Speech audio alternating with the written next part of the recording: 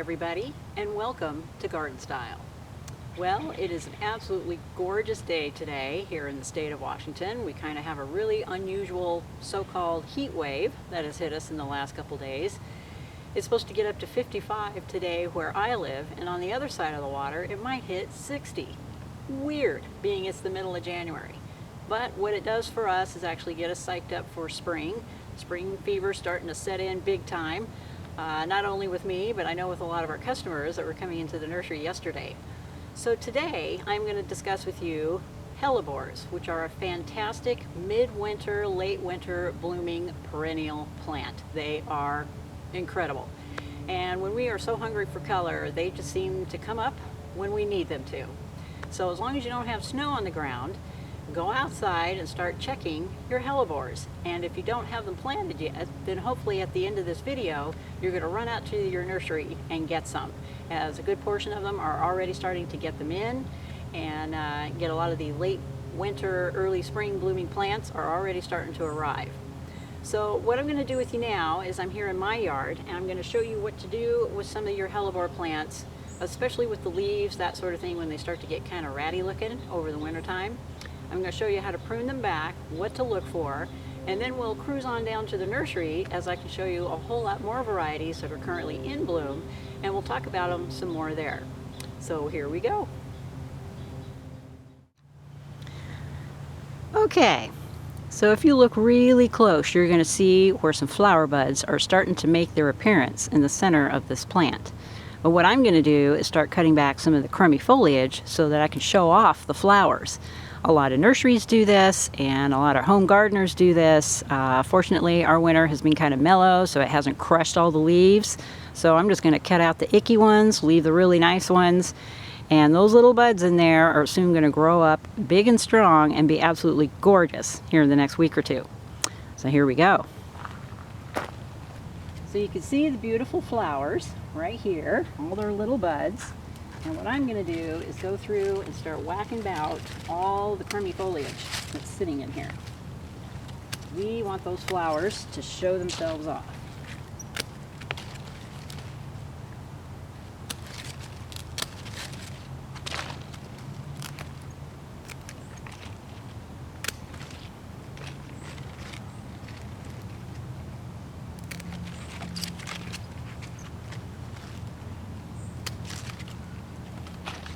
And I'll leave some of the nicer foliage here. But as you can see, there's quite a few of them, and I still see some more down here in the soil that are getting ready to come up. So as soon as they sense a little bit warmer weather and a little longer daylight, this is what you're going to get in late winter. Here it is, the 14th of January, and these guys are coming up. And I've also seen these come up in the snow. They don't care. They're pretty darn hardy.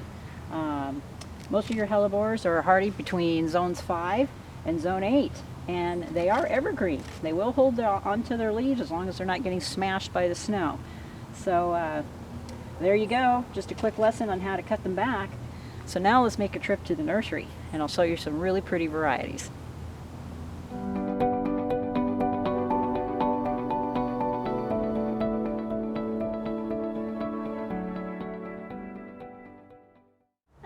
So here we are at the nursery, and I have 2 or 3 varieties that I'm going to go over with you as far as hellebores are concerned.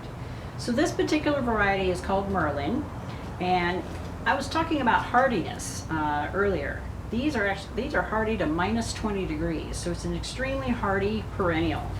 Now, the cool thing about hellebores is if you have trouble with deer, they don't like to eat them, and neither do moles or voles. And I always recommend to folks, if you're planting hellebores, wear a pair of gloves, because some people are sensitive to the leaves and what comes off of them.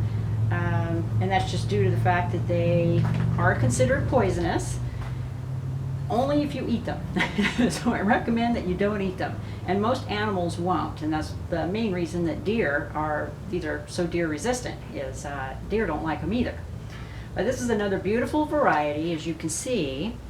These started blooming about a week ago, and they'll actually bloom to this light pink, and then as they age, they will actually start to turn a deep burgundy color.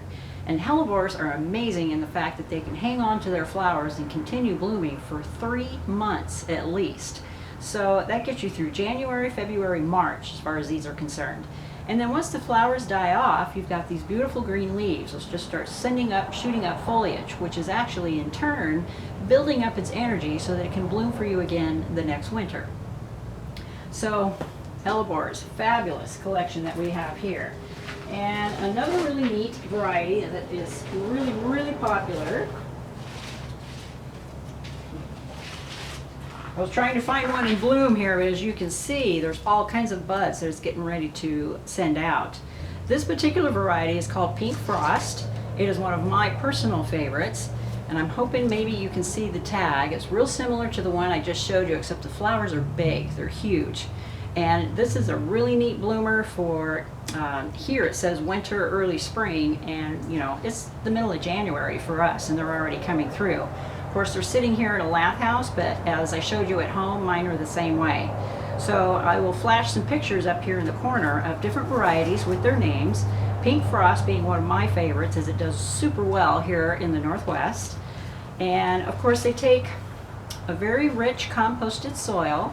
They like being slightly alkaline, so if you have them planted in an area that has a high acid content, all you got to do is take a little bit of lime, and that will help neutralize it and bring it more to an alkaline state. Now, with Hellebores, they like shade to part sun. And a really neat thing to do is to plant these underneath your deciduous trees out in the yard, so that in the wintertime they're still getting some of that winter sun, which isn't that strong at all.